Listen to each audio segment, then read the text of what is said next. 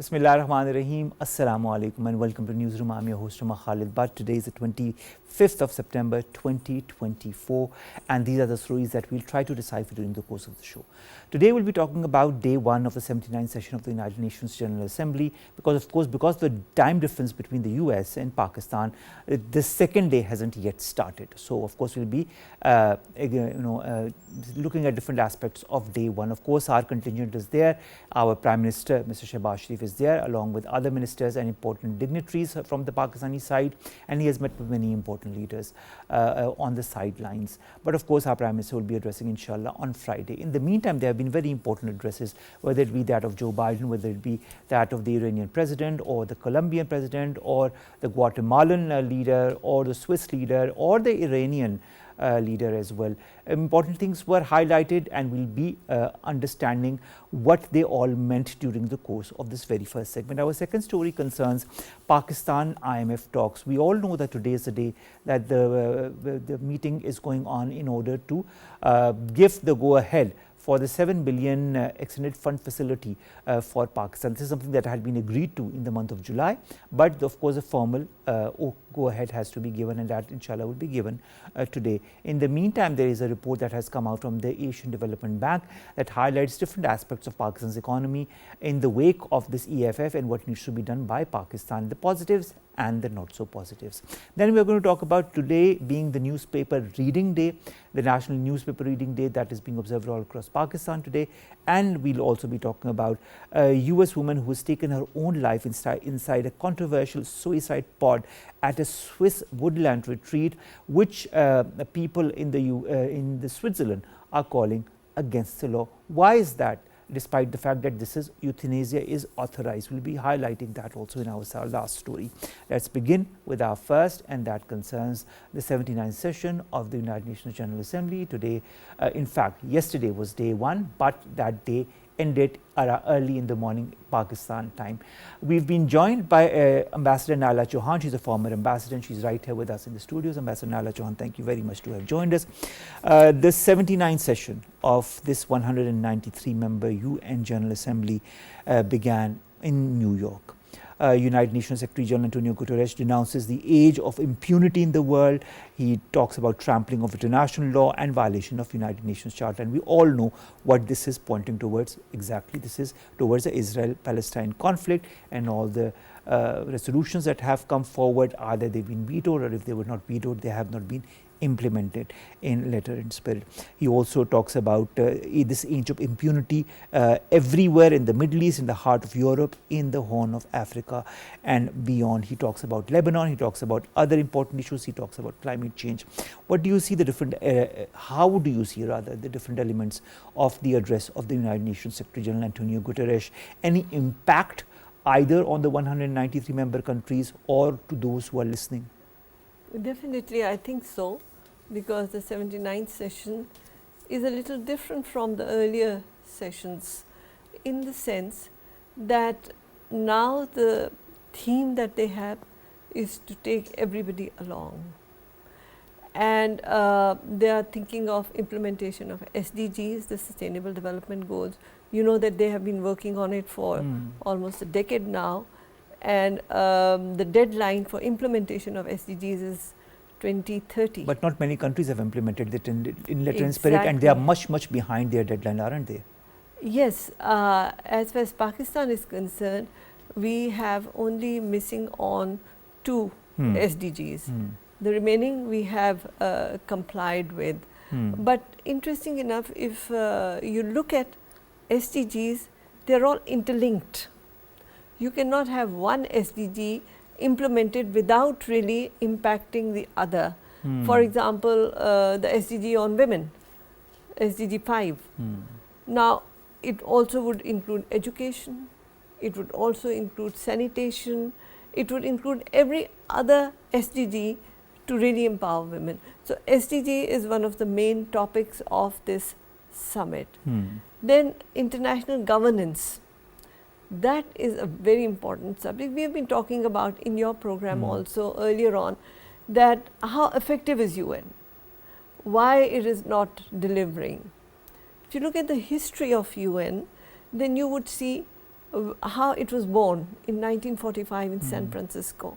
But the whole essence of the United Nations when it was born or created in 1945 is no longer there, and that is what the question is on many a country's minds, and this is what they are also saying in their remarks. Exactly. So we have to bear in mind how it has evolved. Now, the international system has evolved. 1945, it was post World War II.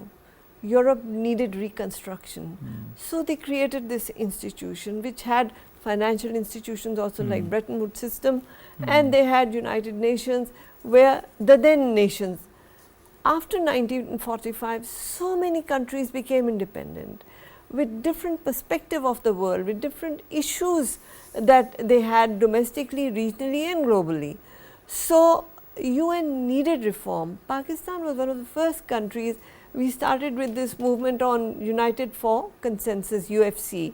We also were very active in Coffee Club, that we could talk about these things, but you couldn't bring them onto document. This is the first time they're talking about it on the documents. So that, I think, is a big change. Now, UN reforms, UN, as you said, then it was Cold War. So there were checks and balances between the then Soviet Union and United States. Then in fall of Soviet Union, consequently the Cold War ended. The dynamics that were pushing UN was suddenly diluted. But now if you see the dynamics, Ambassador Naela Chohan, have really changed for the worse. Indeed. Especially in the whole context of what is happening in the Israel-Palestine and now Israel-Lebanon war. Now I'd like to now come a little bit towards that, because almost all of the leaders who talked on day one highlighted Palestine and Lebanon one way or the other, whether it be Joe Biden, who defended Israel's right to the war while calling for de-escalation, and he also hailed his administration's efforts to boost multilateralism, but at the same time also highlighted his 3-point ceasefire agenda that he said is going to be implemented. Well, that is another thing altogether. Jordan, Turkey, Qatar, Colombia, South Africa, the Maldives have been very strong voices when it comes to this Palestine conflict, and they also talked about it in the United Nations General Assembly. Qatar's Amir said that that those still defending Israel's right to self-defense in the war were complicit.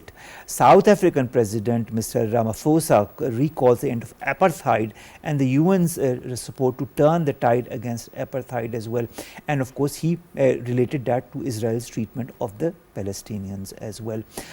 And then comes the reaction of the Israeli ambassador to United Nations Secretary General Antonio Guterres' statement or his address. And he says, while referring to raising the topic of Palestine, he calls the General Assembly debate an annual charade of hypocrisy. How can we translate these statements that we have seen, and how do you see these statements in the whole context of this tragedy that is befalling on the Middle East? There are two main tragedies. Actually, as far as the UN is concerned, there are two main. One is what is happening in Palestine, and the other is in Ukraine. So the West is more focused on Ukraine, of course, not on Palestine. The rest of the world is more focused on Palestine, because that's where genocide is being committed. So really they are not comparable. But because of the vested interests of the West, their debate is more engineered towards that. I think right now Mr. Zelensky is addressing the UN, and he has been encouraged. But Mr. Zelensky has also addressed the 15-member United Nations Security Council as well, and we've seen a lot of support for Mr. Zelensky as well in this meeting and in the past as well. True, but the question that you posed to me, how do we see it? The focus is on peace now, on peace building. Peace building cannot take place if those who are responsible in being either abettors or perpetrators to refrain from their aggression. So UN can be only as effective as its members. Pakistan is now starting its tenure as non-permanent member of the UN Security Council, and we would definitely be raising these issues. I think in Prime Minister Shehbaz Sharif's address, which is going to be on the 27th, this would also be one of the agenda items, the long pending issues on the agenda of UN Security Council. And there are two main, that is the Indian illegally occupied Palestine and Kashmir. Illegally they occupied need Kashmir. to be addressed. So when you spoke of Erdogan, Erdogan also was very candid about it. And he also said that to make UN functional, the members have to be more honest about it. So if Israeli representative says that, he has lot to answer for before he can say anything of that sort. But they have been saying that time and again. They even on the resolutions that were passed and were deemed to pass, they have had very, very strong and negative comments as far as the whole situation is concerned. Now, the United Nations General Assembly President Philman Young of Cameroon, who kicked off this whole debate, also talked about the continued threat of nuclear war because of the crises that are engulfing the Middle East and elsewhere. Is nuclear war an imminent danger under the current circumstances in your point of view? It could be, given the fact that Israel is potent. Israel has that capacity, and Israel is like a bull in a china shop. True. You know, so with irresponsible, rogue behavior of Israel, one has to be very careful. As far as Iran is concerned, they were talking about it, the JCPOA, in which they were talking about, you know, curtailing Iran's capacity. That was undone, and now they have to start negotiations on that. But nuclear war is very much a reality, provided the member countries don't take their responsibility. But on the other hand, when you're talking about climate change, when you're talking about energy, nuclear energy is supposed to be the most eco-friendly energy. True. But it all depends on how you want to use it. Exactly, exactly. So, nuclear war is one thing, and nuclear energy for preventing climate change or stalling the change, it is very important. That is true. You know, you talk of climate change, many leaders that talked yesterday highlighted the effects of climate change and how there needs to be a global consensus. And I'd just like to refer, for example, one example is the Brazilian President Luiz Inácio Lula da Silva, who on the one hand criticized Israel, but also talked about climate pledges, global inequality, gender balance, and United Nations reform, something that you also highlighted. How important are all of these, and what kind of pressure tactics could countries that are genuinely concerned about, say, climate pledges or gender imbalance or global inequality or UN reforms can move or can push for those in this session? Well, UN session really, you review and you talk and you debate. Implementation is another game. All right. And if you recall, when Pakistan had gone to COP, where we had got, you know, funds for climate justice, how many pledges were fulfilled? Not many. And Pakistan was almost left by itself to deal with the calamity that we were confronted with. So, the global north has to take its responsibility. And in UNGA, you can see how the countries are angling their positions, and there's a divide between the global north and global south. And here China's role becomes very important, because China, while being very progressive, very developed, is still the voice of the global south, and how India plays its role. You know, you talk of China, Joe Biden says that the US needs to uphold its principles as they seek to responsibly manage the competition with China so that it does not veer into conflict. Whose responsibility is it? Is it the Chinese responsibility? Is it the US responsibility? Is it the responsibility of the UNGA or the United Nations Security Council? Whose responsibility is it? Obviously the protagonists. And UN is a platform. but action has to be by the member countries. And in this case, if USA applies the policy of strategic ambiguity when it comes to Taiwan, and they are trying to revive Quad, which is basically a security alliance between Japan, Australia, India and USA, and then you are doing trade wars with China, then what are you really saying?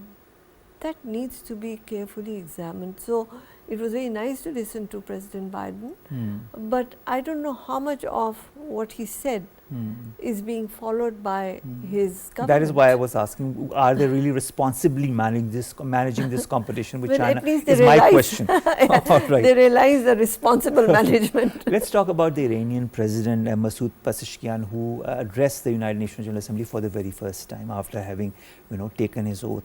Now, he talks about a constructive chapter in his country's international relations. He says Tehran is ready to engage with the West over its nuclear program. He also talks about the atrocities, crimes against humanity, desperate barbarism in its war on the Palestinian territory. I mean, he's referring to Israel, as well as the attacks on Lebanon. But at the same time, he talks about the possibility of resuscitating the JCPOA and on condition that the other parties in that accord meet with their commitments. What are the commitments of the other parties when it comes to the JCPOA, and are those countries ready to work on it? Because Joe Biden's term has come and it's almost at its end. This is what Joe Biden had said when he came to power, that he will revive the JCPOA. His term is ending, the JCPOA is nowhere. Indeed, and if he is replaced by Mr. Trump, then JCPOA has no future at all. And I think it was very mature of the Iranian president to have raised this at this platform. It's kind of flagging the issue. Now it depends on the P5 who were involved in the JCPOA to take their responsibility in the implementation of this agreement, because actually it curtails Iran a lot, but at least it builds the confidence which is required. So that's why JCPOA is important, but it depends on the member countries how they wish to revive it. All right. Also, Mrs. Abbar, now that I'd like to also refer directly to Joe Biden and his address, because everybody was looking at what he's going to say. Of course, he sided with Israel, but at the same time, he also talked about the Palestinians who have been the victims of this war, whether it be in Gaza or in the West Bank. And he also talked about Lebanon, and he said that we need to come to a ceasefire agreement, but of course siding with Israel. Lebanon's foreign minister says he was disappointed in Biden's Middle East remarks at the General Assembly address. He said it was not strong, it was not promising, and would not solve the Lebanese problem. Is that true? Well, this is a perspective of the Lebanese side, but if you objectively observe, United States, if United States support to Israel, to Netanyahu's genocide in Palestine was stopped, I don't think Israel could have continued for very long in its this madness. So there is, that observation that what President Biden said. Is it really the case? Because how could Israel continue with it, continue with a genocide to the level of apartheid if they did not have the American support? All right, last question, we're a bit short of time, and that concerns the power of the veto. Guatemalan President Bernardo Arevalo takes a swipe at this veto power of the United Nations Security Council, because of course we all know only 5 countries, China, France, Russia, United Kingdom and the US have this power, and they can veto any decision that the United Nations has taken. He says, I'm referring to Arevalo, those who carry the veto power use it to avoid decisions taken that are hard hitting against those states which repeatedly violate the Charter of the United Nations. Do you agree? Indeed, indeed, because veto power should have been enabling, but it has really disempowered UN. you could see how many resolutions were passed against Israel and how many were vetoed, so they could not be implemented. True. You know, until and unless now the world is multipolar, and multipolarity is also one of the main subjects in this 79th session. That might change the dynamics, but as it is, I think veto power is undemocratic. But as far as Pakistan's position is concerned, we don't want the new members who have been violating UN Security Council resolutions to have that right in case the enlargement of permanent members of UN Security Council takes place. That is true. Thank you very much, Ambassador Sahiba, Naela Chohan, former ambassador, to have joined us, to have talked to us about day one of the 79th session of the United Nations General Assembly, and to have, of course, come all the way to the studios. But a lot of activities were also taking place on the sidelines of the United Nations General Assembly session. We had our Prime Minister meeting with so many important personalities, of course, starting with the United Nations Secretary General Antonio Guterres, in which many important topics regarding Pakistan were discussed, and issues such as that of the Indian illegally occupied Jammu and Kashmir and that of Palestine were also brought up, and also the rising tide of Islamophobia. Let's come to our second segment, and that concerns the relationship between the Pakistan and the IMF. I don't think you are wondering why I'm discussing this, because of course it is today that the decision regarding all of this, regarding Pakistan's EFF facility of $7 billion is going to be approved by their board today. It has already been approved preliminarily in July, but now it needs to be formally approved. There are certain preconditions that the IMF had put forward, and all eyes are now on this very meeting, whether the go-ahead will be given. But almost everybody is saying that this will take place. We've been joined by two guests. Let me introduce them to you one by one, but we'll begin with Dr. Niaz Murtaza, who's our political economist and who is online. Dr. Niaz Murtaza, thank you very much to have joined us.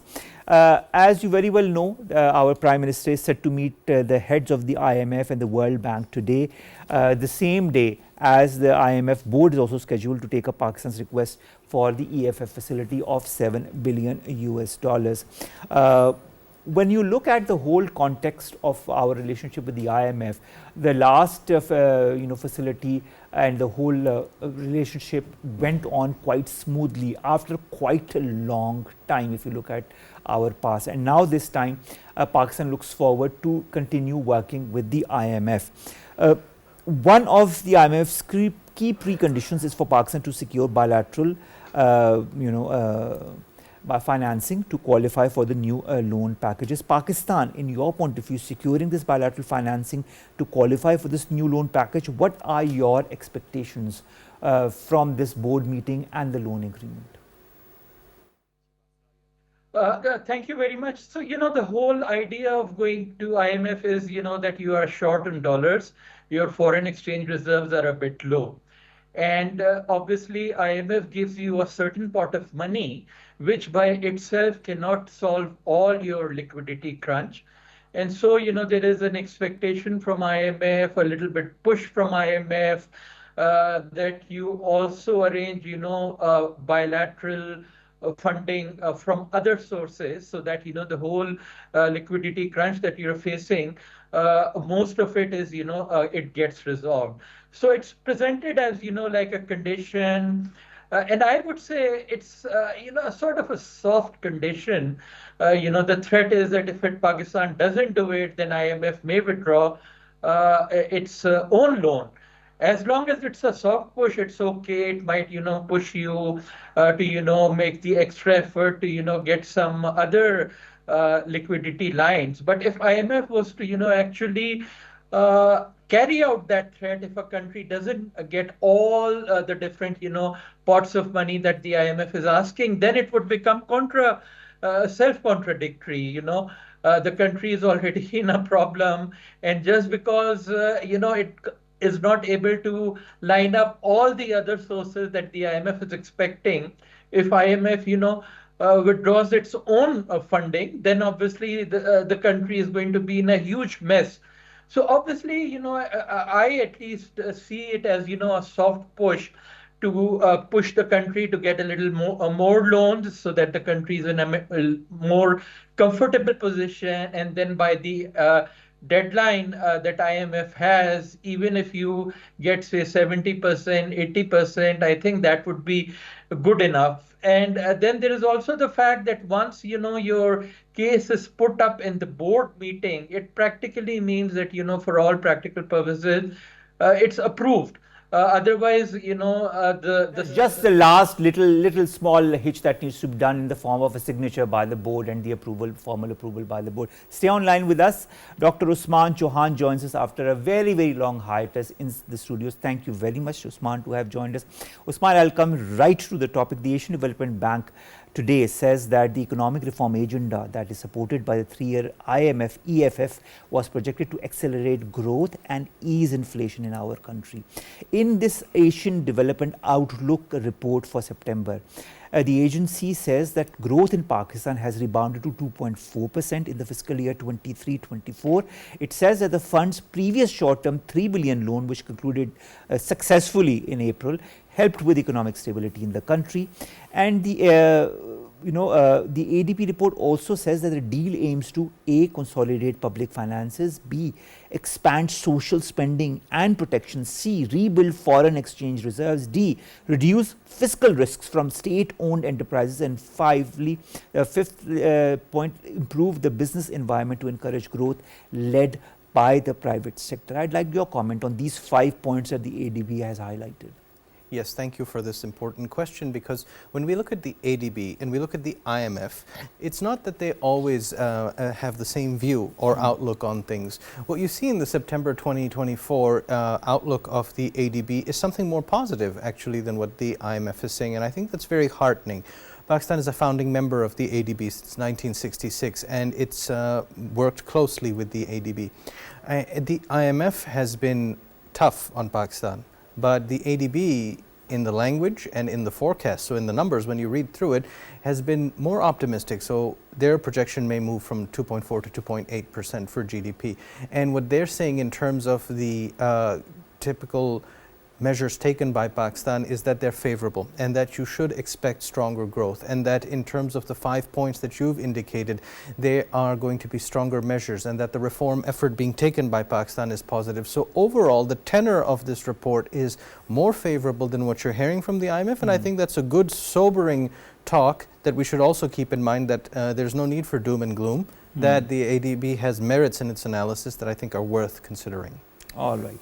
Coming to you, Niaz, we saw that the stock exchange also rebounded. It climbed 764.24 points to 7 points rather to 82,247.91 from the previous close of 81,463.64 points.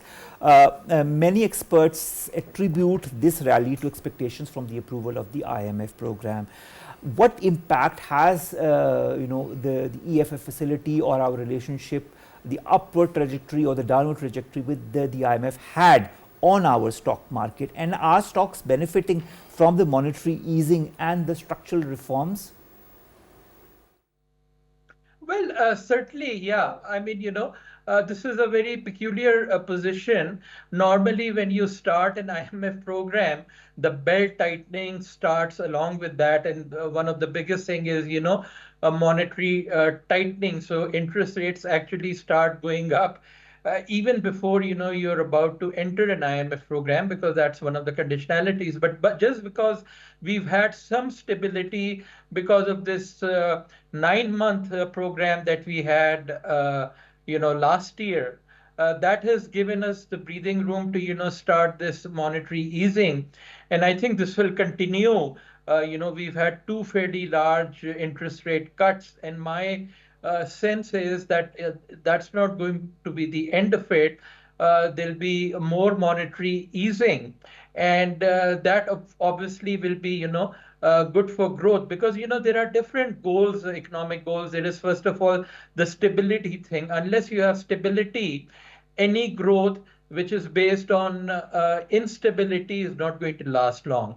So now this is the trick for us that we have to achieve now that we've, won this very hard earned and, with a lot of work, belt tightening, etc. We've paid the cost for that in terms of, uh, job losses, slow growth.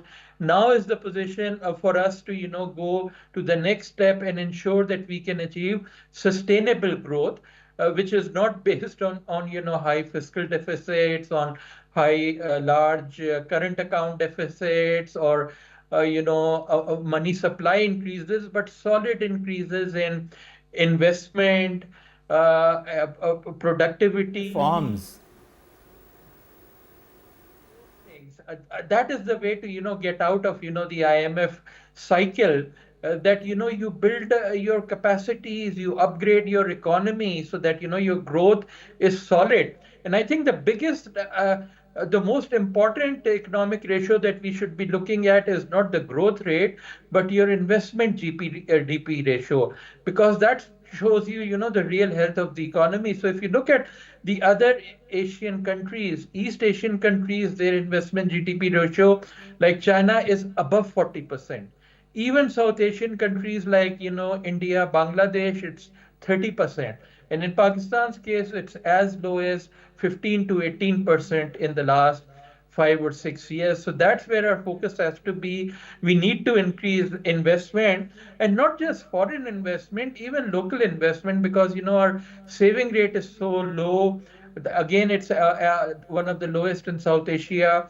So not just be dependent on foreign investment, but also local investment, because foreign investment, there's always an outflow later. So we should not attract foreign investment for our domestic needs, for those industries which will be catering mainly to our domestic needs. So this is the challenge now. And then Agreed. Agreed. There are so many challenges, and we have to really,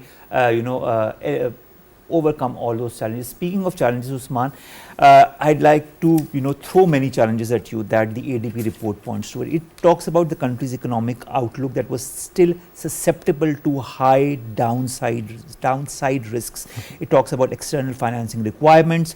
It talks about shortfalls in external inflows, making timely disbursements from multilateral and bilateral partners as crucial. It talks about lapses in policy implementation that could jeopardize the inflows. It talks about elevated political and institutional tensions. It talks about the prospects of social unrest from a steep drop in real incomes as far as structural reforms are concerned. It also talks about geopolitical developments such as higher food and oil prices that could be the main risks as far as stability is concerned.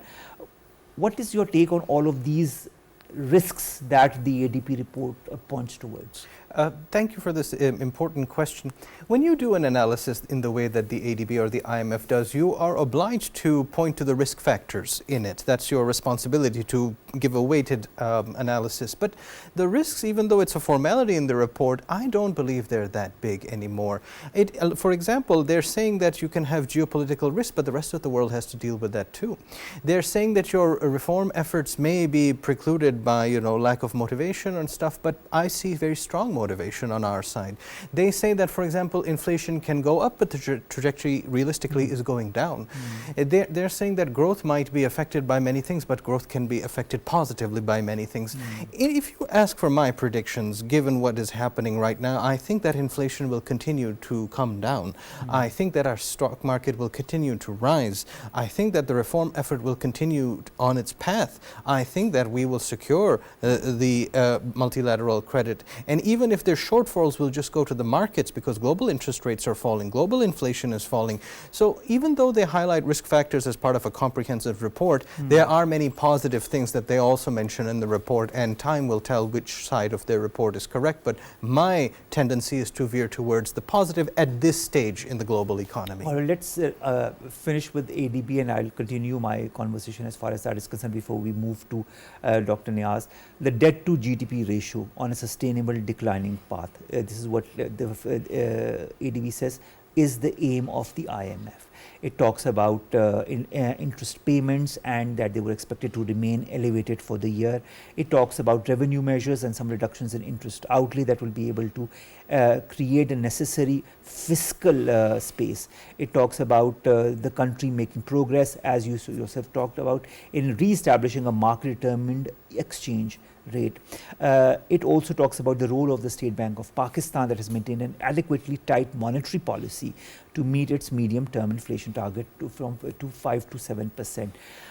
Then it talks, but it cautions about three things rather: inflationary pressure that was expected to rise due to the impact of fiscal measures in the finance bill. It talks about higher sales tax on some items and energy tariff adjustment that was required to ensure cost recovery in the energy sector. Looking at these precautionary statements that the ADB has put on, how realistic are the observations that the ADB has put in its report?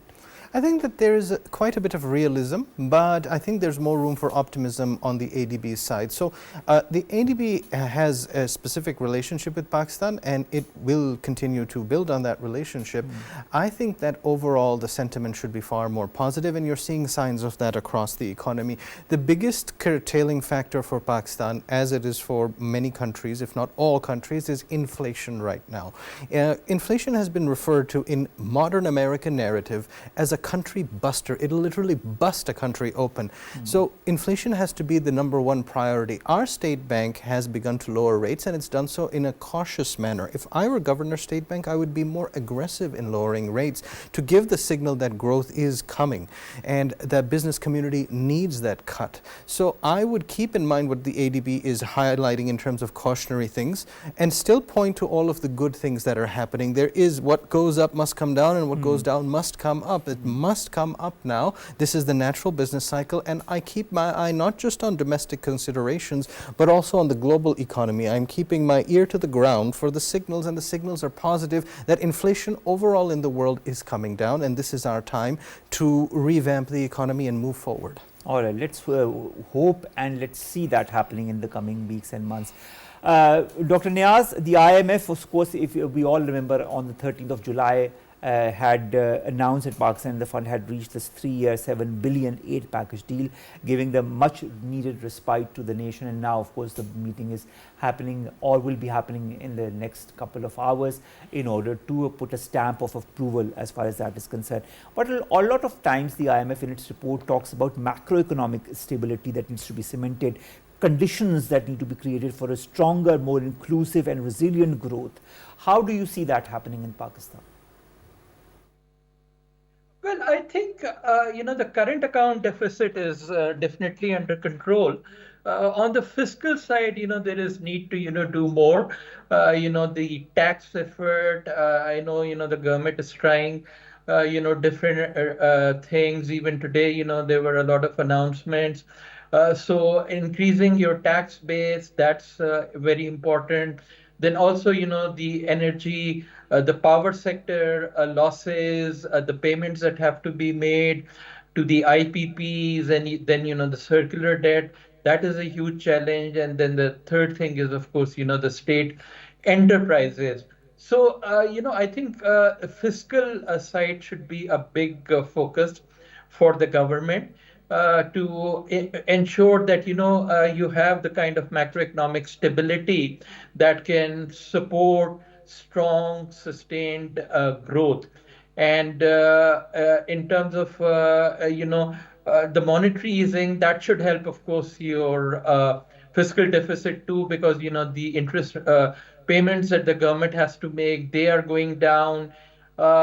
Internationally, also, you see interest rates are falling. The US has cut, and fairly big one, 0.5%, and I think more cuts will be expected, and that will, reduce our own, borrowing costs. So all in all, the external environment is quite favorable. Oil prices are stable despite the Ukraine war and the Middle East war continuing. So now, it's more about, the domestic challenges that you have, and especially on the fiscal side, important measures are awaited, and I hope, the government will take care of them in the coming months.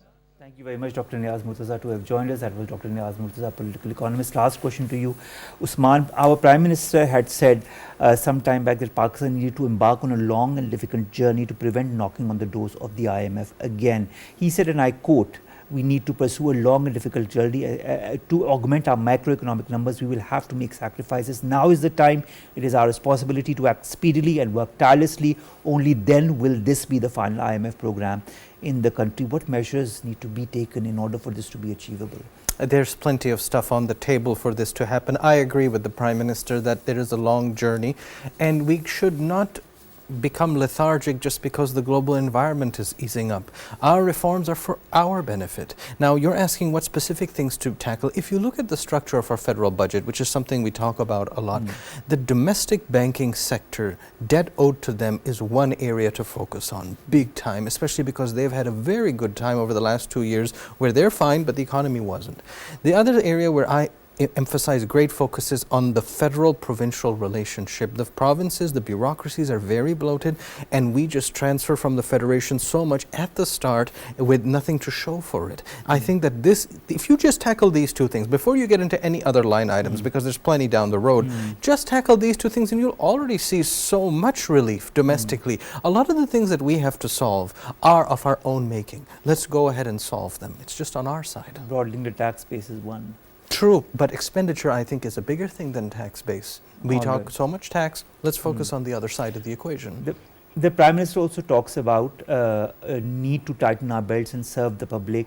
It is, we need to act in the national interest. If there's any honest mistake, we'll rectify that. What kind of paradigm shift, in your point of view, are we looking at? You're alluding to a very important point, that there is a paradigm shift in thinking. There is a resolve across the spectrum that the way things have gone for 40 years, it cannot continue the way it is, whether the global economy improves or not.